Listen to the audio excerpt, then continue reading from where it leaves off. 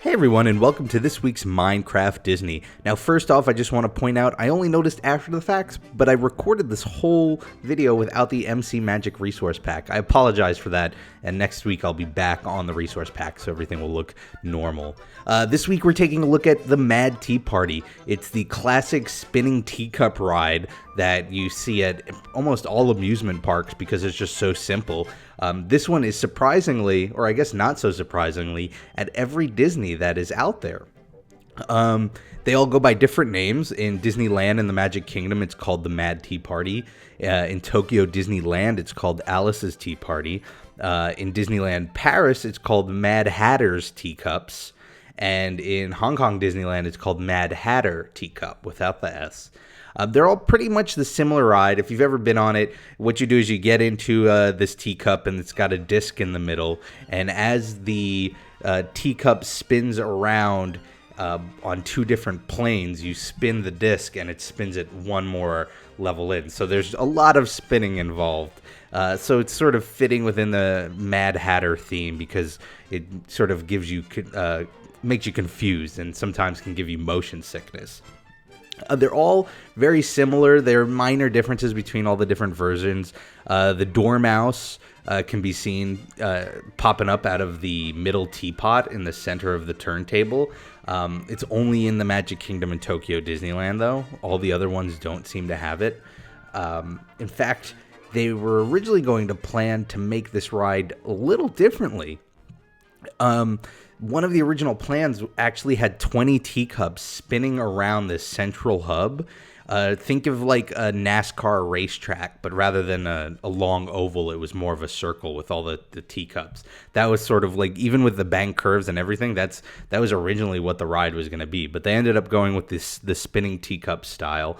And what's interesting is, originally when it opened at Disneyland, for the first 2 years, there was no sort of safeguard on the spinning mechanic. So you could literally spin it as fast as you could physically spin the disc, you could spin the cup. There was nothing in place to sort of slow it down. They did eventually add that to it. They did a lot in the Disneyland version. They ended up moving the entire attraction. It used to be behind Sleeping Beauty's castle, and then in 1983 they moved the whole thing to the Matterhorn bobsleds around that area. And I believe it is the only version of the ride that cannot run in the rain.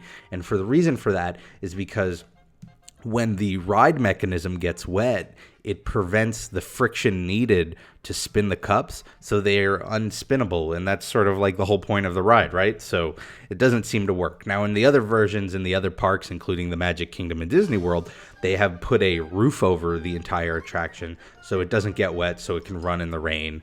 And the roof was put there for that reason, among, obviously, the weather reasons, that being extremely hot in Central Florida during certain months. On top of that, they altered it again in 2004, and they made it more difficult to spin faster because at that point, like, a disabled rider lost their balance and slipped from one of the teacups and almost got hurt. So they sort of put in more safeguards so that you can't spin it too quickly. And another cool thing they did is in the Disneyland version, they painted one of the teacups gold. And the reason they did that, it was in honor of the 50th anniversary.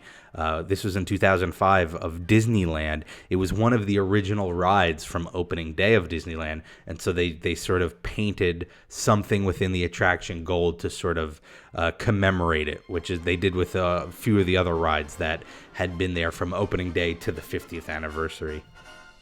So it's a short look at the spinning teacups. It's a very simple ride, simple premise, hasn't changed a whole lot since its creation back in the 50s for Disneyland and the 70s for Disney World.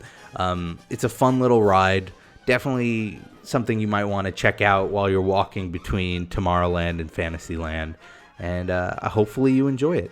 I hope you enjoyed this video, and I hope you join me next week when I take another Walt Disney World attraction from the MC Magic server and explore its history here on Minecraft Disney World. Bye, everyone.